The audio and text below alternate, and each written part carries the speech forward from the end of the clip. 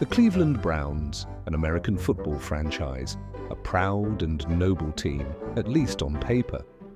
From a distance, their sleek, modern training facility looks like a beacon of hope, but up close, you see it for what it truly is, a factory of sadness. Let's examine the top 10 reasons the Browns suck.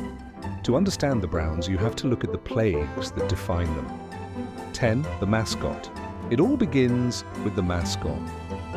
You see Chomps, that goofy-looking dog, and you get a sense of things to come.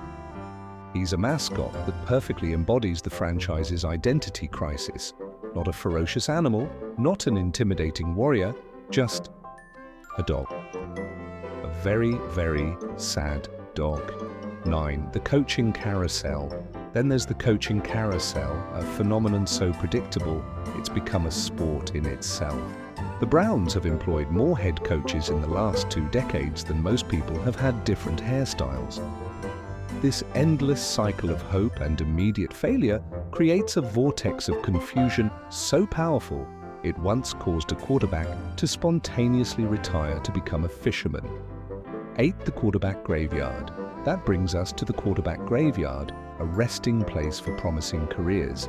A place where even the most talented of players come to realize their true destiny is to be remembered for, or not much.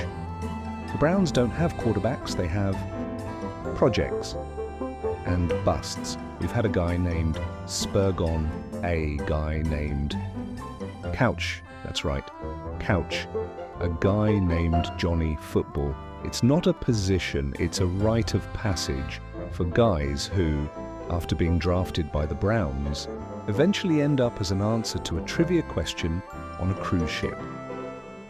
7. Inability to draft. It's an incredible journey of futility that also includes their inability to draft. It's a special kind of ineptitude. They had a first-round pick who rode his motorcycle and broke his collarbone after he was drafted. They traded out of the Julio Jones pick for a bunch of guys who are now probably working at a car wash. They are the human embodiment of the phrase, but he was available. 6. The fumble and the drive. It's a beautiful tapestry of failure where even their greatest moments are defined by soul-crushing loss. The fumble, the drive. One-word tragedies so intertwined they might as well be one.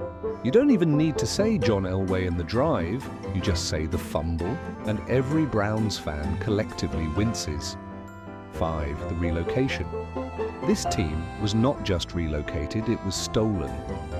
But what's a franchise without a city? A curse, it turns out. A powerful, unyielding hex that has followed the team ever since. 4. The uniforms, and they can't even get the uniforms right. One season, they look like a highlighter exploded on the field. The next, they go back to the classic look that somehow still feels like a costume. It's a physical representation of their identity crisis. They don't know who they are, so they try to be everything and end up being nothing. 3. The factory of sadness. All of this plays out in the factory of sadness. This isn't a joke, it's a real, tangible phenomenon. The stadium has become an emotional vortex where hope goes to die. People don't go to Browns games to win. They go to experience a collective, shared sense of existential dread. It's a support group with beer. 2. The ownership. And we can't forget the ownership. It's like they're in a competition to see who can be the most spectacularly, uniquely incompetent.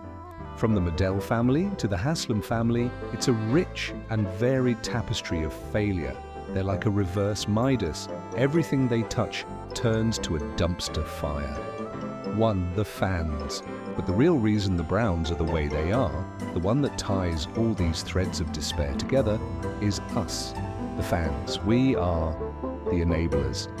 We are the ones who buy the jerseys, who show up in the cold, who suffer through the agony. We are the ones who believe every single year that this is the year. We are the ones who make it possible for them to fail again and again and again. We are the only reason this comedy works, because we're all sitting here nodding in sad agreement.